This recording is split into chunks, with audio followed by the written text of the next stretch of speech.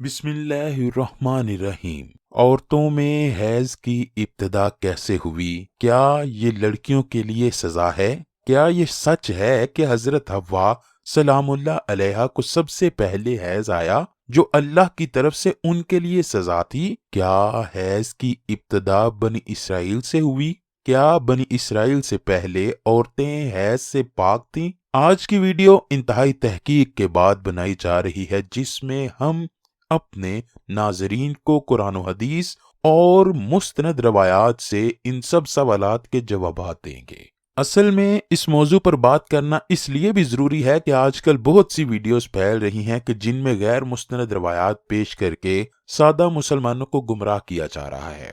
ایسی ہی ویڈیوز دیکھ کر ہم سب اپنی ماں حضرت حوا سلام اللہ علیہا پر برائی باندھ دیتے ہیں۔ آپ سے التماس ہے کہ اس ویڈیو کو پورا دیکھیے تاکہ دوبارہ کبھی کوئی بھی آپ کو اس موضوع پر گمراہ نہ کر سکے۔ حضرت عبدالرزاق اور مسند اسحاق میں حضرت عبداللہ بن مسعود رضی اللہ تعالی عنہ اور حضرت اسماء بن ابی بکر سے روایت نقل کی گئی ہے کہ بنی اسرائیل کی عورتوں کو یہ اجازت تھی کہ وہ بھی مردوں کے ساتھ مسجد میں جا کر نماز پڑھا کرتی تھیں۔ تب مردوں اور عورتوں کے درمیان ایک پردہ ہوتا تھا۔ پھر ایک دن ایک لڑکی اپنی ایڑیاں اٹھا کر مردوں میں اپنے یار کو دیکھنے لگی، پھر اس نے یہ روزانہ کا معمول بنا لیا۔ اس کی دیکھا دیکھی سبھی عورتیں اپنی مسجد میں آتی اور پھر ایڑیاں اٹھا کر پردے کے اوپر سے غیر مردوں سے تانک جھانک میں لگ گئیں۔ چنانچہ ان کو مسجد میں جانے سے ایسے روکا گیا کہ ان پر حیض مسلط کر دیا گیا۔ اب کچھ لوگ اس روایت سے یہ سبق لیتے ہیں کہ حیض کی ابتدا ہی بنی اسرائیل سے ہوئی، جو کہ غلط ہے،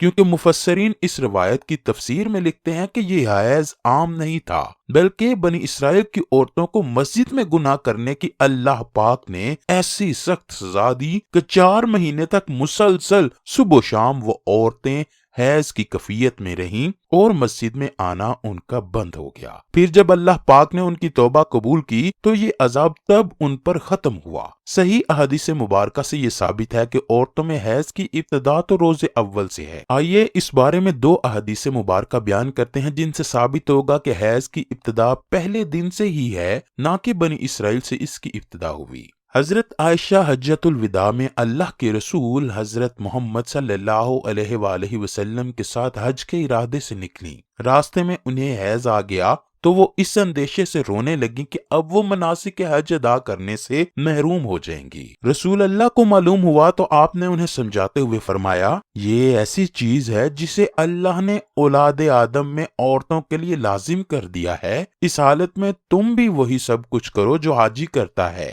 صرف پاک ہونے تک بیت اللہ کا طواف نہ کرنا۔ بالکل اسی طرح ایک حدیث حضرت ام سلمہ رضی اللہ تعالیٰ عنہ سے بھی مروی ہے کہ حضرت ام سلمہ بیان کرتی ہیں کہ ایک موقع پر میں رسول اللہ کے پاس بیٹھی تھی، مجھے حیض آنے لگا، میں وہاں سے اٹھ گئی، رسول اللہ نے دریافت کیا تو میں نے بتایا کہ مجھے حیض آنے لگا ہے۔ رسول کریم حضرت محمد نے فرمایا، یہ ایسی چیز ہے جسے اللہ نے آدم کی بیٹیوں پر لازم کر دیا ہے۔ اس موضوع پر امام بخاری نے بخاری شریف میں ایک باب بھی قائم کیا ہے جس کا نام ہے حیض کا آغاز کیسے ہوا۔ امام بخاری لکھتے ہیں کہ حضور اکرم نے فرمایا، یہ وہ چیز ہے کہ جسے اللہ نے آدم کی بیٹیوں پر لازم کیا ہے۔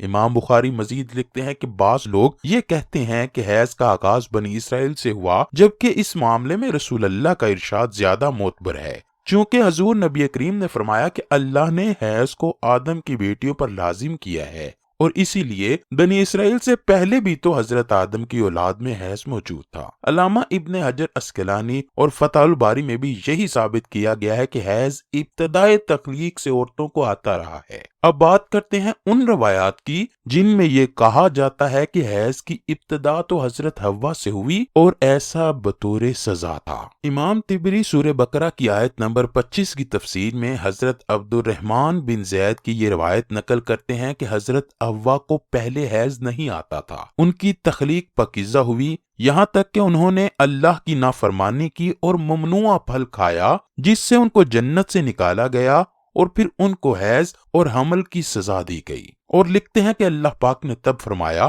میں تجھے پاکیزہ بنایا تھا لیکن تو نے میری نافرمانی کی، اس لیے اب میں تجھ سے خون جاری کروں گا۔ امام طبری کے علاوہ باقی تمام مفسرین نے ان روایات کو جھٹلایا ہے اور ان روایات کو غیر مستند اور ناقابل قبول بھی کہا ہے۔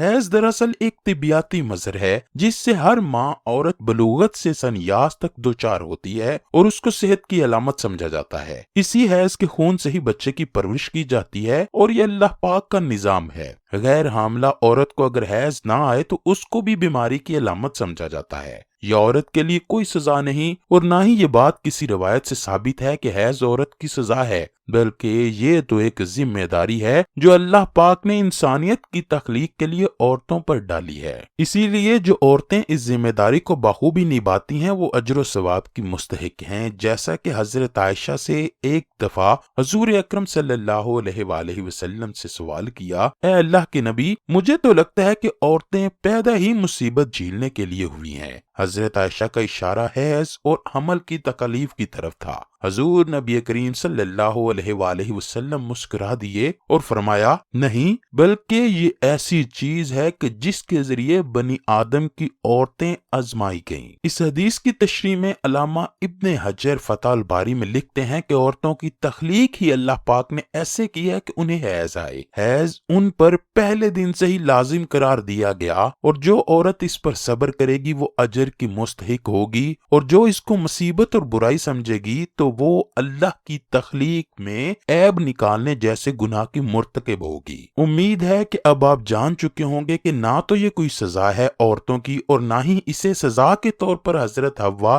سلام اللہ علیہ پر مسلط کیا گیا، اور نہ ہی حیض بنی اسرائیل کی عورتوں سے شروع ہوا، بلکہ حیض و حمل تو اللہ پاک کی آزمائشیں ہیں عورتوں کے لیے، جن کا اللہ پاک بروز قیامت عورتوں کو عظیم اجر عطا فرمائے گا۔